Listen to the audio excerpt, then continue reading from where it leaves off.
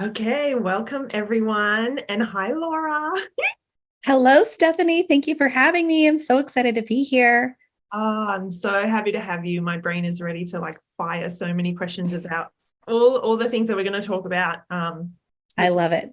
and behavior and sensory and all of that good stuff. I am very grateful. I was just saying before we jumped on, I'm so grateful for you to lend us your time. We're going to be here chatting for about half an hour, and we're talking about parenting a neurodivergent child and how sensory impacts behavior hugely. I love the reels and the videos and the posts that you put on Instagram. That's kind of my main place where I find and share and save your stuff.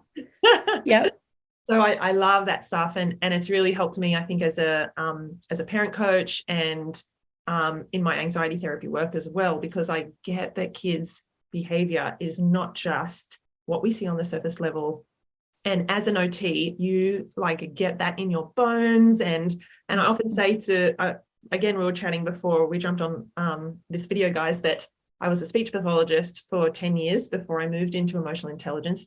And I often say, I think I should have been an OT because I love their stuff and I love their brains and I love everything about just that deeper level of understanding about kids' behavior and why sometimes it can seem really challenging and really, well, it's challenging us because we're not understanding truly what's going on. Yeah. Anyway, right. we're gonna have a really good conversation today. And so Laura Petix is from the OT Butterfly. If you don't already follow her, please go on over to Instagram. Please come find me. I know after you watch this, but if you're watching later on YouTube, then jump on over to Instagram, pull it up whilst you're watching, because it's is incredible. And so we are talking today, we're going to get some tips from this beautiful occupational therapist and a mama to a neurodivergent 5-year-old on how we as parents can best support our neurodivergent kids.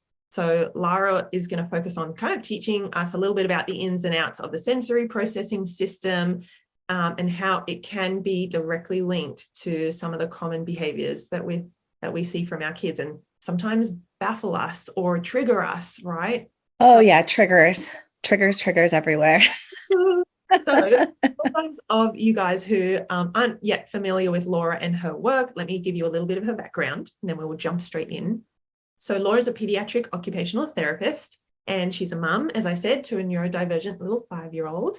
And her mission is to empower parents so that they feel confident in supporting their neurodivergent children and advocating for their needs in all aspects of life. That's huge.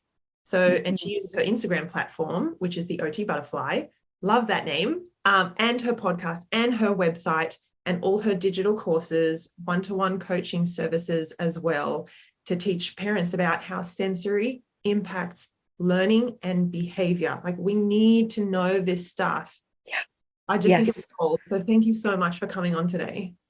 Thank you so much for having me. I have to rewind a bit and mention that when I was in grad school, I wish I was like, I should have done speech. It would have been way more straightforward because no one gets what OT does. And I'm like, it just would have been simple. Everybody knows what speech therapists do. I'm tired of advocating for OT. It's cool, but no one gets it. Now, obviously on this side, I think we're such a powerhouse together, the way speech and OTs work, especially for the neurodivergent community. Speech therapists have been really, really powerful in moving the neurodiversity movement forward. There's a lot of really good ones on there on Instagram as well. But I just had to point that out. I, at one point, almost was jumped ship and was like, maybe I should go and be a speech therapist instead. I'm glad I stuck through it, but we could still be therapy besties for sure. Ah, that is so funny. I love that. So maybe we should start with just for the parents who might be jumping on and watching. I'm looking at the live guys as well. So if you're jumping on and you're a little bit unfamiliar with the term neurodivergent, maybe we can just explain a bit about that. And then also processing, what is that? Sensory processing. Know about it. What is sensory processing? What is the actual? Yes, those are my two. That's a really good place to start, is what exactly is sensory processing. But let me first start with how I define what neurodivergent is and actually differentiate it from neurodiversity. So I hear a lot of terms being used, a lot of people will say my child is neurodiverse. What I've heard from the neurodivergent community and how I learned was that, so as a human species, we are considered to be neurodiverse as a population, meaning all of our brains are wired differently. It's what allows us to, we speak differently, different temperaments, different preferences, different ways we play, different ways we communicate and learn. Everybody is different from one another. So we are a neurodiverse species in general. And there is a general pattern of development that most of us follow, even though in between all of that, we still have different wiring. There is a subset of people who have an even more different pattern of development that diverges a little bit further off the beaten path. And that's who we describe as neurodivergent. So these are people who learn even in more different profiles. Described as neurodivergent. These are people who, sorry, I was getting feedback in my ear. Is that okay? Okay, good. So these are people who learn a little bit differently, who may communicate differently, reach milestones at different times. But this is what we think of when we think of autism, ADHD, anxiety, sensory processing disorder, all of the different labels and diagnoses that we think of when we think of neurodivergent people. But the end message here is that everybody is different. Everybody has different brain wiring, period. It's not that one person is different from the rest and they're like standing out, right? We all are differently wired and we can celebrate that. But the neurodiversity affirming movement really is having us shift our mindset from trying to fix or fully rewire their brains so that they can fit into a neurotypical world, which is that, we all have different brain wiring, but we all follow a certain pathway. So rather than making the neurodivergent individuals conform to neurotypical standards, which the world is built by neurotypical people for neurotypical people, instead of that, we're trying to support them and honor who they are and enhance the strengths that they already have, give them support and accommodation and build skills so that they can feel confident rather than thinking about how can we change them, make them appear XYZ for our comfort and our convenience, which really is a hard thing to hear as parents. But a lot of the times when we think about some of the concerns that come up for teachers, for parents, a lot of it comes down to our own triggers and what makes us uncomfortable around seeing neurodivergent behaviors that don't really need to be changed a lot of the time. So, yeah, you've just hit the nail on the head. Like, because I was a therapist and you are a therapist. I remember years ago, really working, like having goals for neurodivergent kids. I worked at Autism Spectrum Australia and having goals that beautiful parents would request of, like, can we limit the flapping or the rocking or the echolalia, the repeating words and sounds and things. And I did it. Like, I thought, okay, let's help these kids to, essentially be more neurotypical. And now I go, oh my God, I did that. Yeah. Well, we were taught that in grad school, and for any parent out there listening, if you ever thought that way or still do, it's not that I want to let parents know that we don't think you're bad parents. It makes sense that at the end of the day, you don't want your child to be stigmatized. You don't want them to be made fun of. You want them to be able to be successful in the real world. And I truly, truly see that and understand that. And the issue is more of the world we live in. And I know it sounds like a big issue to change the world instead of our child, but a lot can follow through that if we can just see our kids through a different lens and take away some of the pressure that we have from maybe our childhood that we bring to the table of what we thought we knew about autism before, or what we thought we knew was neurodivergent before. And we can change the narrative. Oh, wow. That's like a mic drop moment. Like, can we start shifting actually a lot of the I guess the structures and the beliefs in our world, because we, as you said, our world is set up by neurotypical people for neurotypical people, but we're only a piece of the pie there. Like, there's so many divergent brains out there that don't fit with these systems and things like that. So I think that's like who decided that clapping is acceptable, but like flapping is weird. Like I think about it from another, I was like, if the alien came down to this world and we were explaining how people show excitement, like who's to say that clapping doesn't look weird to aliens? Like, why is clapping okay, but flapping isn't to show excitement, right? Like that's always an example. I'm like, it's just how we express certain parts, right? So yeah, that's always my favorite little tidbit. That's such a good, I'm gonna like lock that example away because it just Yeah. makes it relatable and familiar for, for parents. Yeah.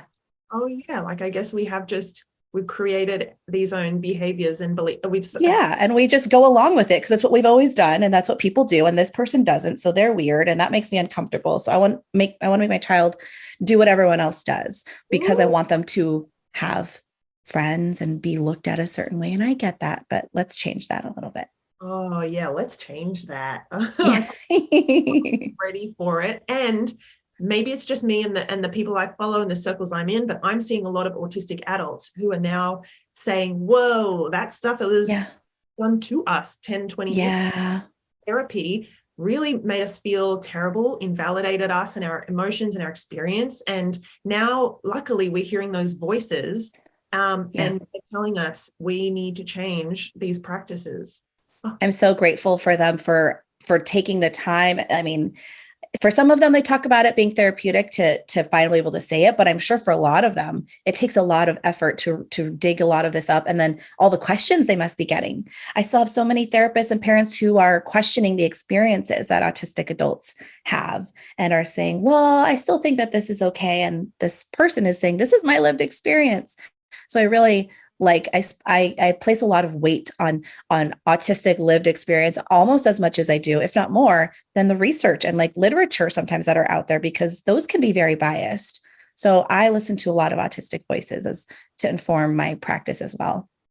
Off the top of your head, just in case there are parents watching who are thinking, ooh, like where do we find, these accounts or these people? Do you have any? Yeah. Gosh, I always I forget like the dots and the underscores in their names, but one of them is Neurodivergent Rebel. Oh, Neurodivergent Rebel. Is there one Neurodivergent? Not weird. Probably. There's one called Autistic Cats, like Autistic Cats. Okay. And then there's one, gosh, I forget. I haven't seen her post in a while, actually. NIGH, like almost like high. So NIGH, NIGH Functioning Autism is a good one. And then I don't know if Neurowild. I don't know if Neurowild is neurodivergent, but her visual, like her illustrations are spot on and beautiful for telling the story of what it's like from a neurodivergent person's perspective in a neurotypical world. Like her illustrations are just so good. Wow. I know we're like deviating. That's totally fine. I know. Also, there's an just had to go there. There's an awesome speechie, I think in the US, and her name's Rachel Dorsey. And I got sucked rabbit holes of her blogs and articles about, because she's an autistic speech pathologist. And right. And I looking at social skills therapies and goals, and just like parents, if you're a parent of an autistic child, just spend 10 minutes looking at Rachel Dorsey or just Googling, her. She's great. So anyway, maybe we should go on to sensory processing. What is that, and why do we need to know how it affect our kids' behavior? Yes. Okay. So you might have heard of sensory processing disorder and sensory processing challenges, and you might have an idea of what that is in your mind. But the important that to better understand it, we want to understand exactly what sensory processing, like as a whole, what that is. So every single person right now, in this very moment, you are processing multiple sensory inputs at once. So this is an automatic process that your brain does. And it is through your nervous system. So right now, wherever you're at, no matter what time of day it is, what you're doing, you are taking in visual input, right, from the environment. Right now, I've got some bright lights in front of me. I could see a bookshelf. I have the screen in front of me. Wherever you're at, you might see motion. You might have cars driving past a window. Your kids are kind of off in the background, peripheral vision, right? You're taking in that information and your brain is sorting through it and deciding if it needs to do anything. and it's telling you where it wants you to focus and taking in our faces and all of that. You're also taking in auditory information. You're hearing my voice. You might be hearing some background sounds, cars driving past the window, maybe your dog walking past, maybe some kids playing nearby. Again, all of this stuff is kind of just there. And if you want to tune into any aspect of it, you can, but mostly your brain is taking it in and filtering it away and saying, this isn't important. This isn't important. Focus on Laura's voice right now because this is what you want to pay attention to. This is what you're here for, right? So you're doing that. You're taking in the way that your feet are touching the ground, the way that your body is sitting on the couch, the way that the warmth of a blanket is on you, or the breeze of the fan as it passes by your face. All of those sensations and internal sensations as well. If your stomach is full, if you're smelling freshly brewed coffee, all of that is happening at once. And you're not having to pay attention and label everything as it happens. Again, your brain does this automatically. Now, if the sounds in the background that your brain has been telling you to ignore because you're listening to my voice, if all of a sudden you heard your fire alarm go off, or if you heard your baby in the other room cry, or if you heard, someone knocking at the door, your brain would say, oh, what is that? I need an action is required. I need to focus on that and do something. I need to get up and I need to go run and turn off the stove. I need to go check on the baby. That is sensory processing. So you take in information from the environment or your internal system. It sends the message to your brain, and then your brain decides, is this dangerous or is it not dangerous? That's the first step. If it's dangerous, automatically fight or flight, protect the body, go, and do something, right? If it's not dangerous, it goes into this other subcategory and is like, okay, not dangerous. Do I need to pay attention to it? Do I need to do anything? No, I can kind of just like put that in the background. But that whole process is pretty automatic, right? So that's the gist of sensory processing. So now an individual who has a nervous system with different thresholds, meaning they either perceive input as too loud, like the lights are too bright, or that sound of the cars whooshing by is too loud for them. Or, the smell of the coffee makes them nauseated, or it's too strong and it's distracting. Instead of automatically filtering those things away and taking care of it, there's a few things that you might get like a hiccup in that like process.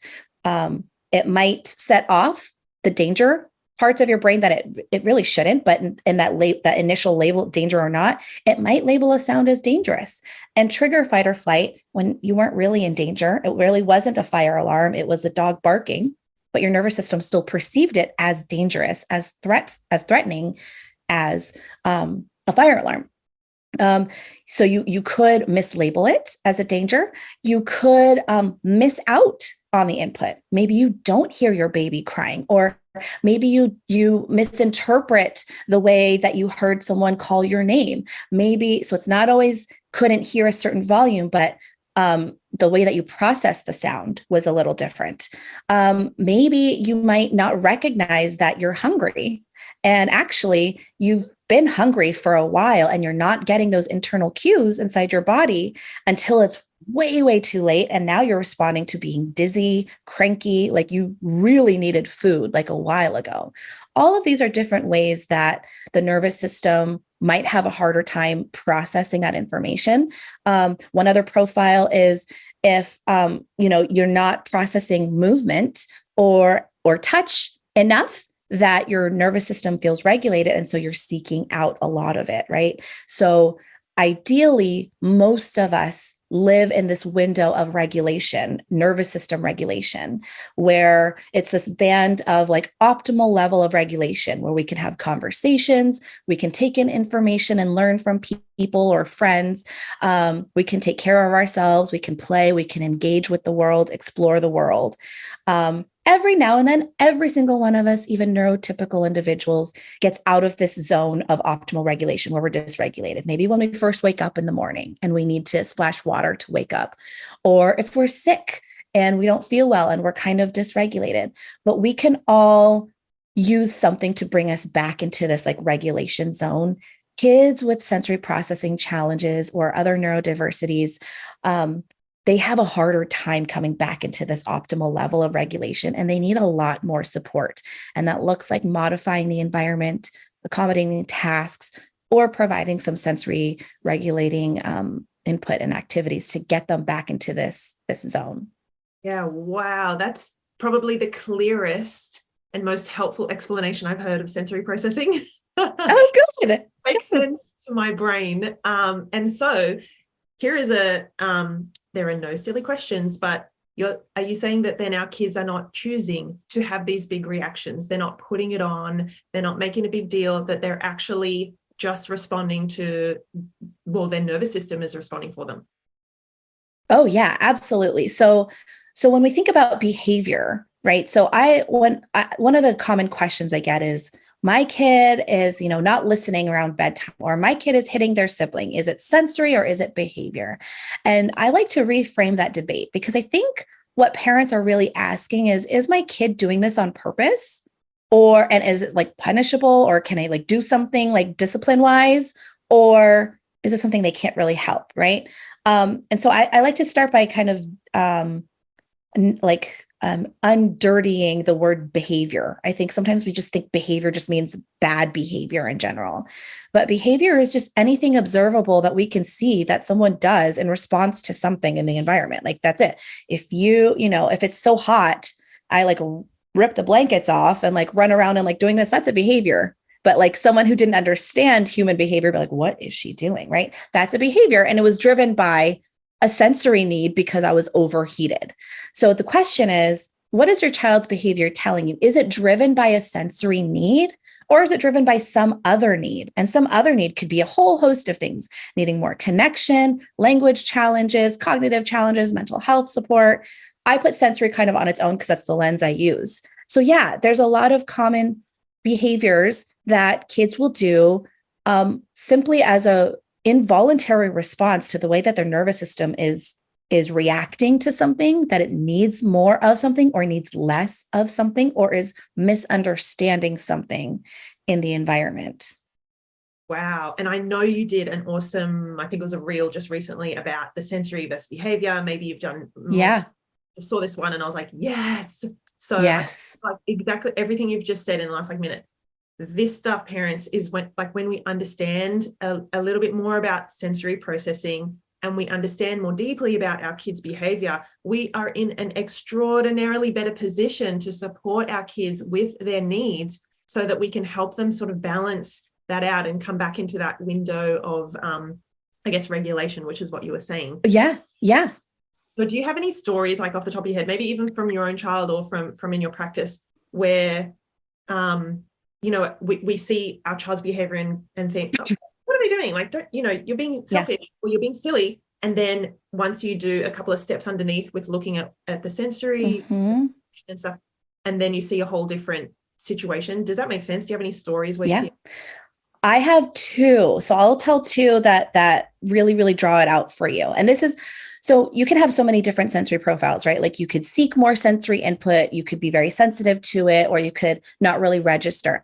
I help support parents through all the different profiles, but I am most near and dear to my heart are the sensory sensitive ones who are overstimulated easily from it. So a lot of my stories draw from that. That's been my kind of like my niche and within this niche world of neurodivergent parenting.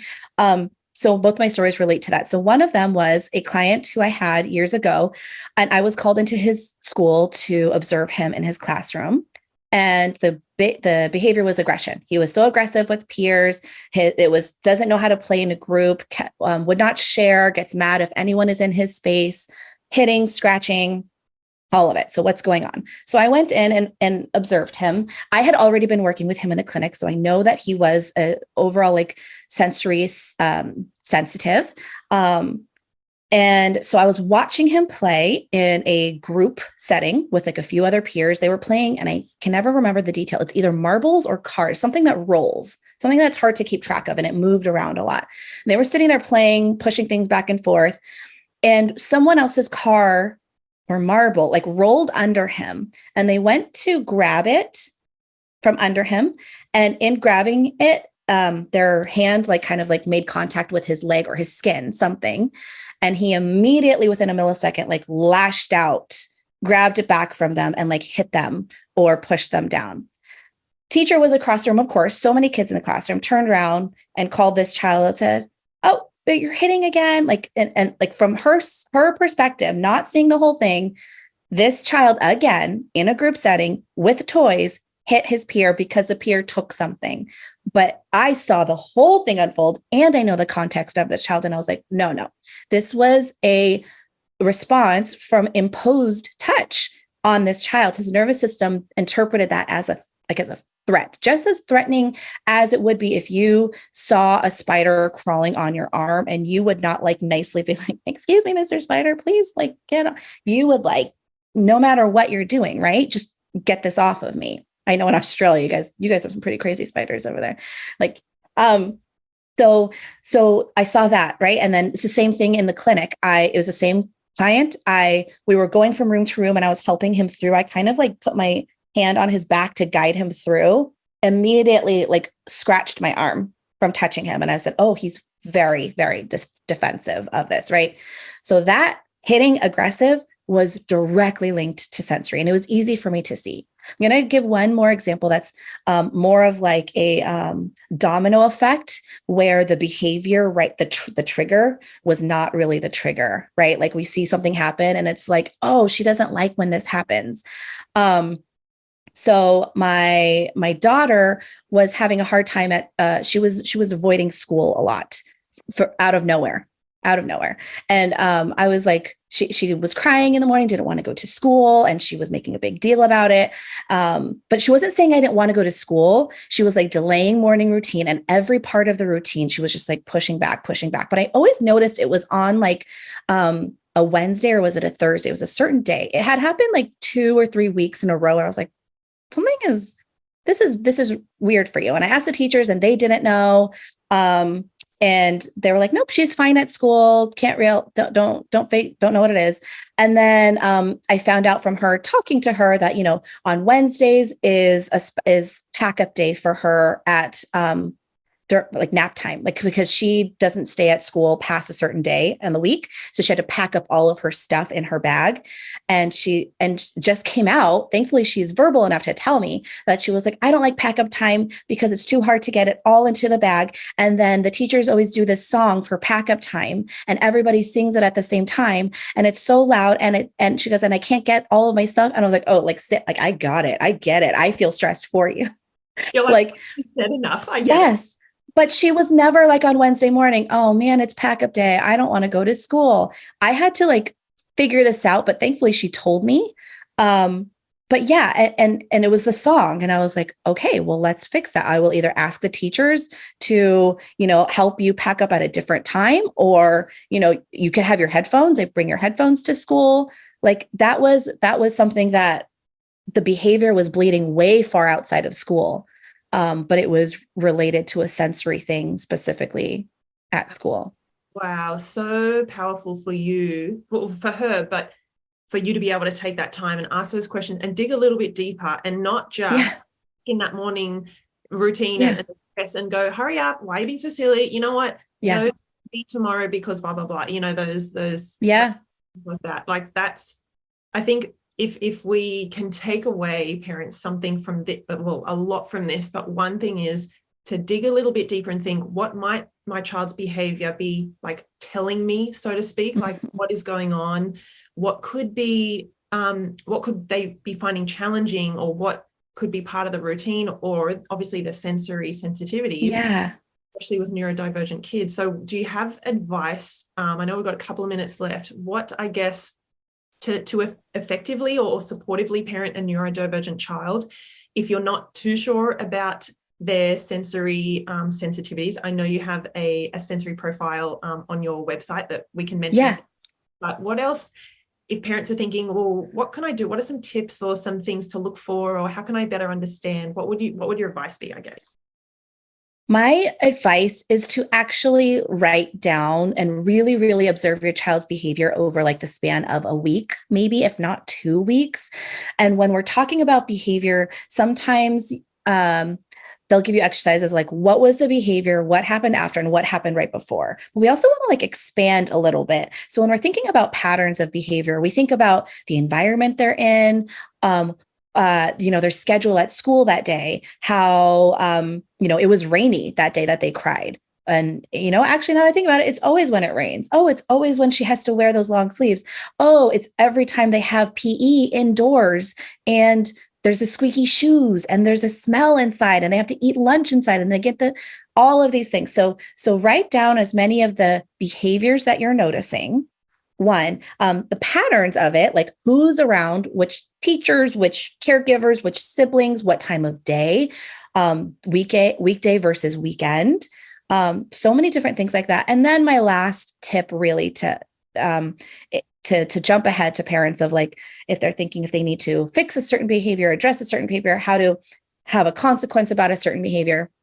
Your first step is understanding if that behavior is developmentally appropriate for that child. You still want to teach them skills, but an 18-month-old is going to throw things off of their high chair. That's just what they're going to do. That does not need a consequence. We're going to, this stays on the high chair. Like it's just teaching them the skill over and over and over again. But so we're not going to punish or like consequence a child out of if there's a skill that's way beyond their reach right now, just because it's more convenient for us, right? Like if a kid can't make a 3-point basket on his first day of playing basketball, we're not going to say, run laps because you don't know how to make a basket. It's let's do this drill over and over again. Or why don't we step back in the foundations of it and practice dribbling the ball first? I'm not going to expect you to make a 3-point shot on your first day.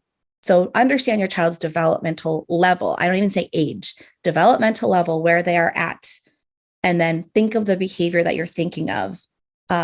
Take notes around it and observe it for a little bit, but then really, really think about if it's developmentally appropriate and what skill you need to teach to get them there.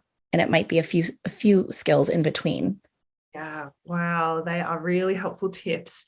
And so I know, as we just mentioned before, you have a bit of a freebie and a giveaway for the parents who are watching along.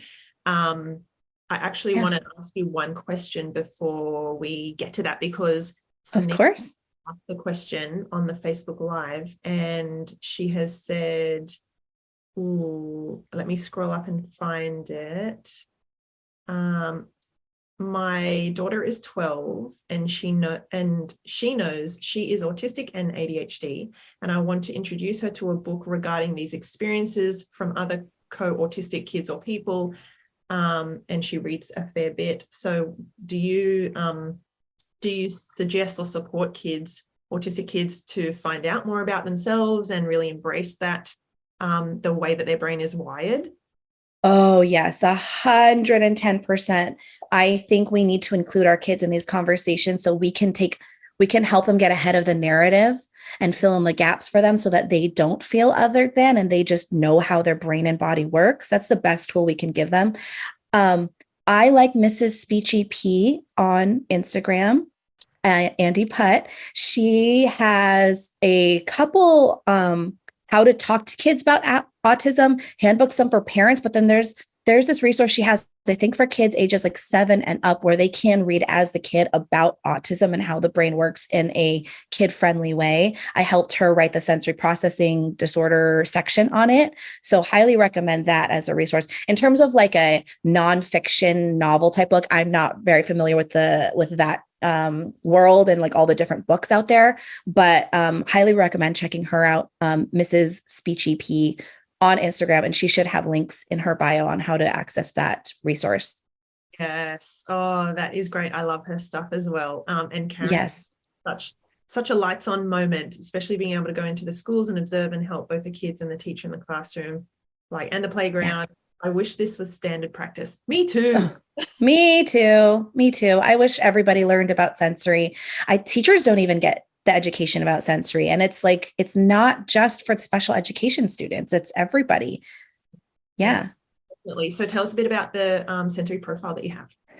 Yeah. So if you download the sensory profile, I forget the URL. I think it's the otbutterfly.com/sensory profiles 101, I think. Look, I'll put I may have given you. Yes. Yeah. I gave you a link. So it's a handout that is a really quick, it's not exhaustive, but it's a good way to start to understand the different kinds of behaviors you might see for the main 3 sensory profiles. So sensory processing disorder can have multiple profiles, but these are the common 3 that they have. There's sensory sensitive, the low threshold, who get overwhelmed. They have a small, I use cups as my illustration. So they have a small sensory cup, gets overflowed very quickly. There's a sensory seekers who have a large sensory cup with a hole in it, can never get enough, like never fills their cup enough, constantly seeking things out. And then there's a low registration, the big cup. Takes a lot to fill up their cup and to notice it, but they don't seek out the input. They're just missing it. So there's like very easy to observe behaviors that you might notice and check a lot of things off. And the last thing I'll say about it, and it says it in that handout, but you can have a child with mixed thresholds. That's always like the first question that parents say, like, I think my kid is sensitive to this, but seeks this out. Yes, that is very common. And that is something that exists. It's called a mixed sensory threshold. Whoa. Oh my goodness. Okay. So many cool nuggets. Please, guys, I'm encouraging you to go on the otbutterfly.com, like find that. We'll put the links in either in YouTube and download that and fill it in, because as you know, as we were saying before, once you have just that bit more knowledge and understanding about your child's sensory system, their behavior and their emotions and things like that, like you're in such a better position to know how to support them, which brings the whole like frazzled energy and stress down in the household, because then everyone just really understands each other a bit more empathy and patience and tolerance and less clashing. I guarantee you, if you're just learning about sensory and you read that sensory profile, you will find some things out about your own sensory profile, and you can start regulating yourself better to become a more patient by ounce, but the little ounces more of patience when you understand your own sensory profile as well. So I encourage everyone to look into it. Oh, wonderful. Thank you so much, Laura, for your time today. Please, guys, go on Instagram and all the other platforms, but I love your stuff on Instagram, particularly the OT butterfly. Yes. And you have butterflies behind you, so they're so beautiful. Yes, they're everywhere. They're everywhere. Thank you for having me. I could talk about this all day, as you can tell. So thank you for inviting me, and thank you everyone for listening and watching. And I hope to see you all on Instagram. I am on there all the time. So I'll see you there. Thank you, Laura. Have a great rest of your day, everyone. Bye. You too. Bye.